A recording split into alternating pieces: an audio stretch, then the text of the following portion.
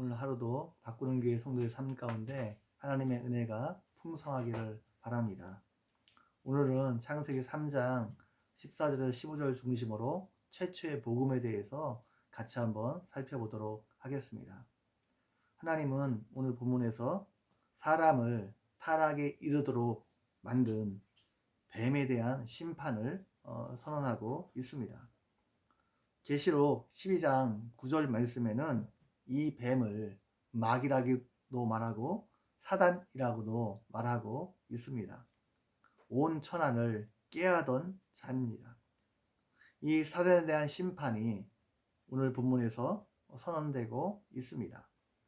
내가 너로 여자와 원수가 되게 하고 내 후손도 여자의 후손과 원수가 되게 하리니 여자의 후손은 내 머리를 상하게 할 것이요 너는 그의 발꿈치를 상하게 할 것이라 말씀하고 있습니다.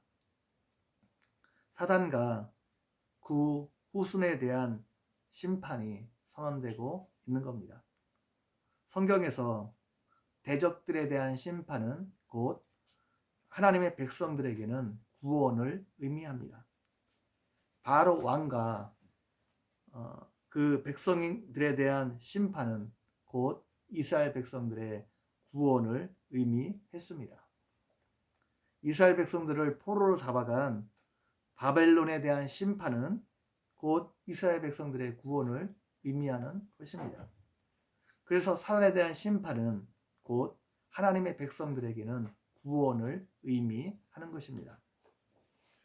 여기서 뱀은 사단이라고 말씀드렸습니다.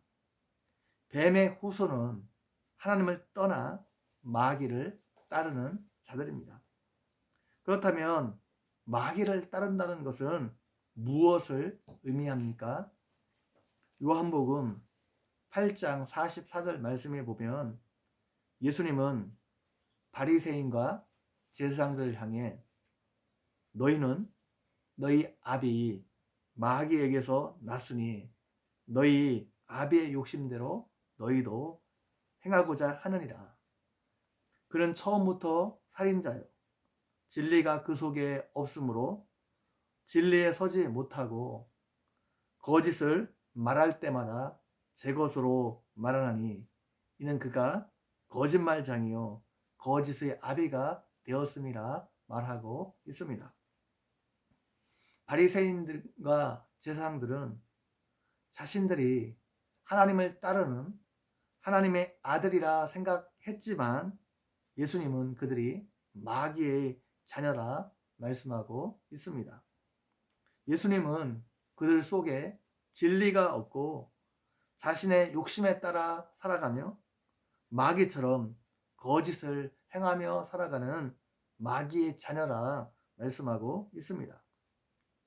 다시 말하면 그들이 하나님을 떠나 하나님의 말씀대로 사는 것을 거부하고 자신의 욕심에 따라 살아가고 있는데 그들을 마귀의 자녀라 말씀하고 있습니다.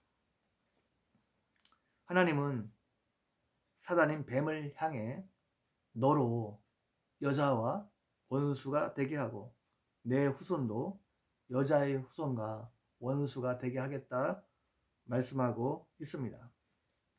여기서 여자의 후손은 분명히 예수님을 가리키고 있습니다. 여자의 후손이 사단의 머리를 상하게 할 것이고 사단은 그의 발꿈치를 상하게 할 것이라 말씀하고 있습니다. 사단이 그의 발꿈치를 상하게 한다는 것은 예수님을 십자가에 죽게 만든 것을 말합니다. 사단과 그의 후손인 이스라엘 종교 지도자들은 예수님을 십자가에 죽이면 모든 것이 끝이라 생각했습니다. 마귀는 예수님만 죽으면 하나님의 구속사역이 거기서 끝날 것이라 생각했고 이스라엘 종교 지도자들은 예수님만 없어지면 자신들이 평안해질 것이라 생각했습니다. 그러나 그렇지 않았습니다. 예수님은 그 십자가로 사단의 머리를 상하게 했습니다. 머리를 상하겠다는 것은 사단에게 결정타를 가했다는 것을 말합니다. 예수님은 십자가로 사단의 가장 강력한 무기인 사망 권세를 깨트리셨습니다. 사단이 사람들을 얽어매는 것은 사망 권세입니다. 곧 죽음입니다. 근데 예수님은 십자가 부활로 이 사단의 사망 권세를 완전히 무력화시켰습니다. 그리고 예수님의 십자가로 선택받은 하나님의 백성들을 구원하셨습니다. 그렇다면 창세기 3장 15절에 나오는 여자는 누굽니까? 첫 번째로 마리아로 보는 견해입니다. 예수님께서 동정녀인 마리아의 몸에서 성령으로 잉태되었기 때문입니다. 이렇게 해석하는 것도 상당히 타당성이 있습니다. 그래서 전통적으로 이렇게 해석해 왔습니다. 그런데 여자를 마리아로 해석하면 사단이 마리아와 원수가 되게 한다는 말이 해석하기가 쉽지 않습니다. 계시록 12장에 보게 되면 여자와 용의 이야기가 나옵니다. 계시록 12장은 창세기 3장 15절 말씀을 이야기하고 있는 것입니다. 여기서 용은 옛 뱀이라고 하는 사단을 가리킵니다.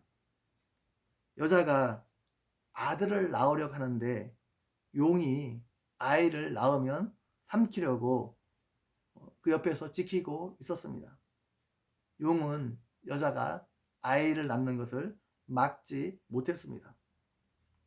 여자가 아들을 낳았는데 이는 장차 철장으로 만국을 다스릴 자라 말하고 있습니다. 여자가 낳은 아이는 분명히 예수님을 가리키고 있습니다. 그렇다면 여기서 여자는 누구입니까? 여기서 여자를 마리아로 보기에는 약간 무리가 있습니다. 성경 전체적인 맥락에 맞지 않습니다. 두 번째로 이 여자를 교회로 보는 견해입니다. 12장에 나오는 여자는 분명 교회를 가리키고 있습니다. 구약도 그렇고 계시록도 그렇고 교회를 신부로 표현할 때가 많습니다. 그래서 여기서 교회를 여자로 표현한 것입니다. 그런데 문제는 교회가 예수님의 사역으로 시작되었는데 어떻게 그 교회가 예수님을 낳았다 말할 수 있습니까? 이 의문을 충분히 제기할 수 있습니다. 그러나 계시록에서 교회는 단순히 신약의 성도들만을 가리키는 것이 아니라 구약 이스라엘 백성들을 포함한 구원받은 백성들의 총수로서 우주적인 교회를 말하고 있습니다. 예수님께서 여자의 후손으로 오셨다는 것은 구약 교회라 할 수 있는 이스라엘 백성들을 통해서 오셨다는 것으로 해석할 수 있습니다. 아무튼 창세기 3장 15절에서 여자가 누구인가 이건 그렇게 중요하지 않습니다. 중요한 것은 여자의 후손으로 오신 예수님께서 하실 일에 초점이 있습니다. 하나님은 창세기 3장 15절에서 말씀하신 대로 약속하신 대로 예수 그리스도를 이 땅에 보내주셨습니다. 그리고 예수님을 십자가에 못 박히게 하심으로 사단의 사망 권세를 완전히 무력화시키고 우리를 구원해 주셨습니다. 아담과 하의 부끄러움을 가려주기 위해서 가죽옷을 지어 입힌 것처럼 우리에게 예수 그리스도로 옷 입게 하셨습니다. 우리의 죄를 사해 주시고 우리를 의롭다 인정해 주시고 우리를 하나님의 자녀 삼아 주셨습니다. 이 예수 그리스도의 십자가를 묵상하며 감사하는 하루가 되기를 주님의 이름으로 간절히 축원드립니다.